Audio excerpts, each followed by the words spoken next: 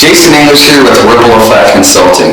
Today I want to take a few minutes of your time and tell you a little bit about the job, how to get a job from after somebody's found you. They have your resume, you had a phone screen with them, they really liked you. Now you have the opportunity to sit in front of somebody and actually do the interview.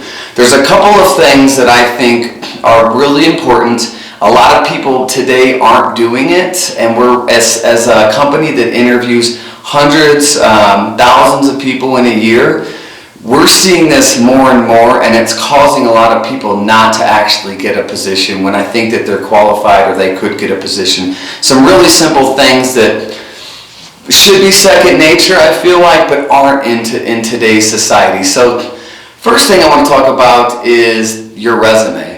Bring a couple of fresh copies of your resume to the interview. Make sure it's on nice stationery, it's not all bent up. You wouldn't believe how many people come into our office that don't even have a resume printed out, ready to go. And this ranges from entry level to high level roles. People, for some reason, aren't bringing a resume with them. Presentation. Presentation goes into your attire, what you're wearing to the job interview. Do you put together overall very well? Do your clothes fit? Are you sagging?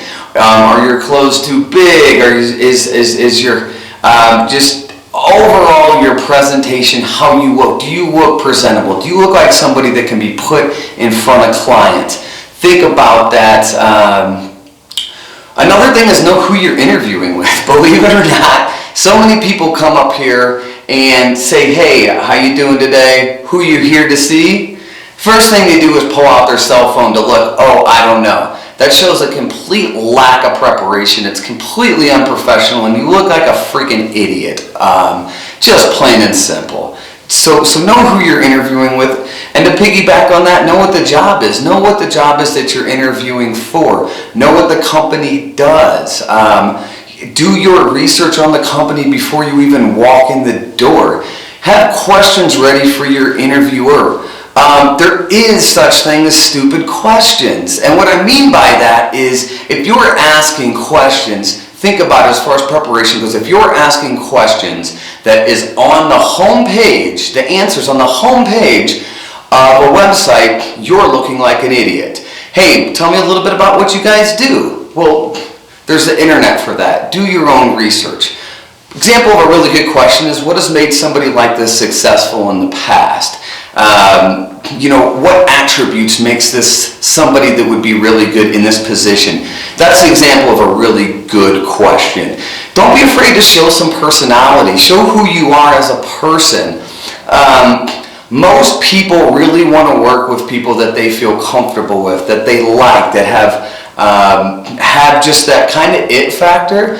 So make sure and most people do, so make sure that you show your personality in the interview. Don't be so straight-edged. You'd be amazed at how many people that have the technical skill set, how many companies interview people, several people have the technical skill set, and they end up going with somebody that less of a technical ability, that they just like better. They just get a better feeling about it, their personality, their attitude.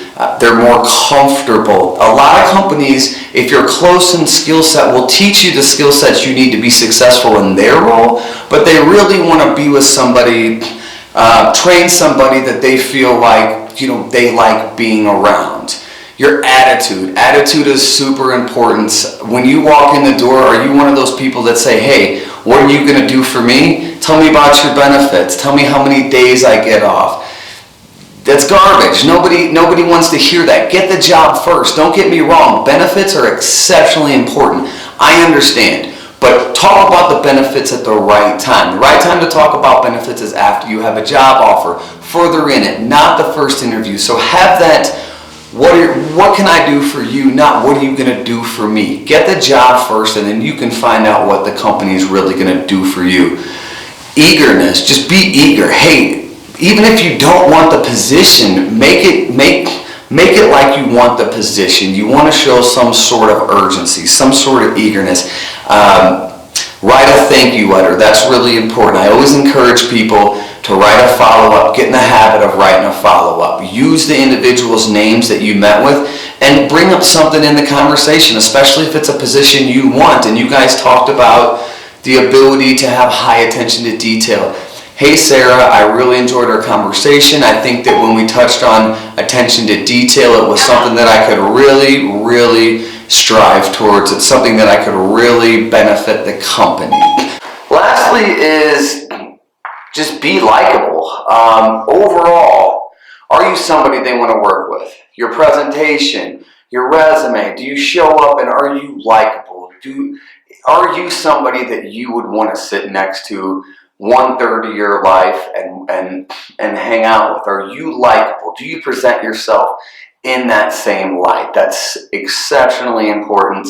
A lot of jobs are filled, a lot of positions are filled by people that might not have the technical skill set, but they're likable, they have a great attitude, they present themselves well, they are somebody that shows eagerness, they've done their research, and a lot of opportunities are offered to people who do that. A couple of my quick tips for the day, but in it, just wanted to talk about that. Jason English with Ripple Effect Consulting. Thank you so much. Have a great week.